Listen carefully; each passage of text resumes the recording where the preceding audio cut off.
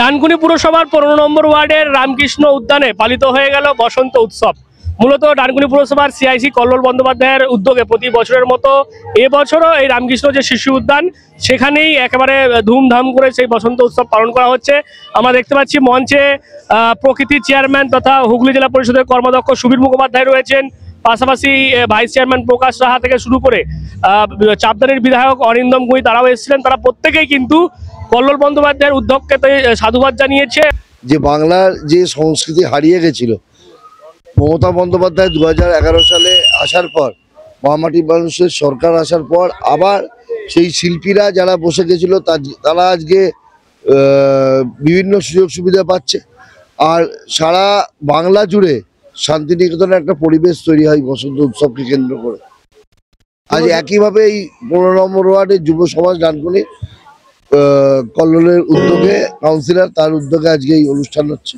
এখানে কর্মাধ্যক্ষ জেলা পরিষদের সুবীর মুখার্জি থেকে শুরু করে কাউন্সিলররা, বিধায়ক সবাই এখানে উপস্থিত থাকছেন।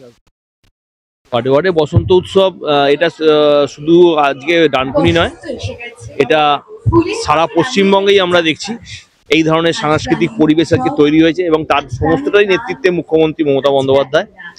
তার যে চিন্তাভাবনা, তার যে কালচার, সেটা আস্তে আস্তে ছড়িয়ে পড়ছে গ্রাম থেকে গ্রামান্তরে, শহর থেকে শহরতলিতে।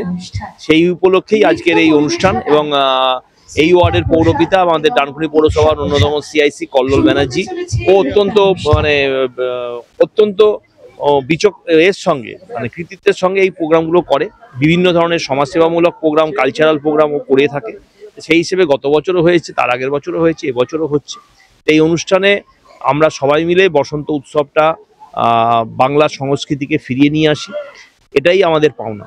এবং আজকের এই বসন্ত উৎসবে একদিকে যেমন নানান রং মিলেমিশে একাকার হয়েছে, তার পাশাপাশি আমরা দেখতে পাচ্ছি যে বিভিন্ন ধরনের সাংস্কৃতিক অনুষ্ঠান এখানকার যারা রয়েছে তারা নিজেরাই, কেউ কখনো ব্যান্ডের মাধ্যমে গান পরিবেশন করছে, কেউ কখন নাচ করছে।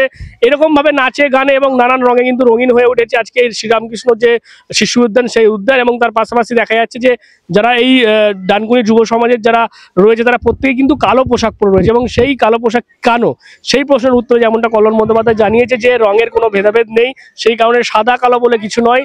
যেমন তার এই মূল বার্তাই হচ্ছে যে সম্প্রীতির একটা মেসেজ। সেখানে সমস্ত বর্ণ, সমস্ত রং, সমস্ত ধর্ম একাকার হয়ে যায় এই বসন্ত উৎসবে। সেই কারণেই কিন্তু তাদের এই বসন্ত উৎসবে যারা পোশাক পরে রয়েছেন সদস্যরা, তারা কালো পোশাক পরে রয়েছেন। প্রতি বছরই নানান রঙের এই পোশাক হয়। সবার কাছে দেখুন, সাদা কালো বলে কিছু হয় না। আমরা মনে করেছি সব ধরনের এক এক ধরনের পাঞ্জাবি সবার জন্য দিই, তাই এবারে মনে হয়েছে কালো করি। ঠিক আছে, সমাজে যেরকম বৈষম্য, যে ভেদাভেদ, সেই ভেদাভেদ যেন না থাকে। সাদা কালো কোনো তফাৎ নেই, মানুষের মনটাই আসল। আর আমাদের কাছে মানুষ সত্য, কোনো ধর্ম বর্ণ সত্য নয়। সেই জন্যই কালো সাদা কোনো ভেদাভেদ নেই, তাই সব রং করেছি, যেমন কালোটাও এবারে পড়েছি। না, নতুনত্ব কিছু নেই। তথ্য সংস্কৃতি দপ্তরের প্রোগ্রাম হবে, বাউল হবে, নতুনত্ব কিছুই নেই। পাড়ার সব মানুষ, ওয়ার্ডের সকল মানুষ একটা আশা করে প্রত্যেকবার। আমাদের এলাকাতেও শান্তিনিকেতন সবাই যেতে পারি না, আমাদের এলাকাতেও একটা গান বাজনা প্রোগ্রাম হবে, গান নাচের সুস্থ সংস্কৃতিকে বজায় রেখে একটা প্রোগ্রাম হবে। সেরকম ভাবে আমার ওয়ার্ডের মানুষ আশা করে। আজকে ওয়ার্ডের মানুষের জন্য এটাই তাদের উপহার। হ্যাঁ, বাচ্চারা এখন ব্যান্ড কালচার আবার শুরু করছে। আমাদের সময় আমরা ব্যান্ড কালচার জানতাম, এখন ব্যান্ড কালচার অনেকটা সীমিত হয়ে গেছে, কিন্তু আবার বাচ্চাদের মধ্যে ব্যান্ডের এই উদ্দীপনা দেখতে পাচ্ছি। এইখানকার ওয়ার্ডের বিভিন্ন ছেলে নতুন করে ব্যান্ড চালু করেছে, তাই তাদের বললাম তোরা ব্যান্ডটা শুরু কর, যাতে আবার ওয়ার্ডে আমাদের ব্যান্ডের উদ্দীপনা বেড়ে যায়। এবছর তারা কালো পোশাক পরেছেন, কালো পাঞ্জাবি পরেই দেখা যাচ্ছে গোটা মাঠ জুড়েই এই যারা কল্লোল বন্দ্যোপাধ্যায়ের অনুগামী বা তাদের যারা সহকর্মী রয়েছে তারা প্রত্যেকে রয়েছে। এবং এভাবেই আজকে এই যে 15 নম্বর ওয়ার্ডের যে শ্রীরামকৃষ্ণ শিশু উদ্যান, সেখানেই কিন্তু নাচে গানে এবং নানান রঙে রঙিন হয়ে গিয়ে ধুমধাম করে কিন্তু পালন করা হলো এই বসন্ত উৎসব। আপনারা কি বলবেন এই বিষয় নিয়ে অবশ্যই কমেন্ট করেন কমেন্ট বক্সে। এরকম আরো খবর পেতে নজর রাখবেন ডিএনএন বাংলায়। ডিএনএন বাংলা সবার মনে, সবার ফোনে।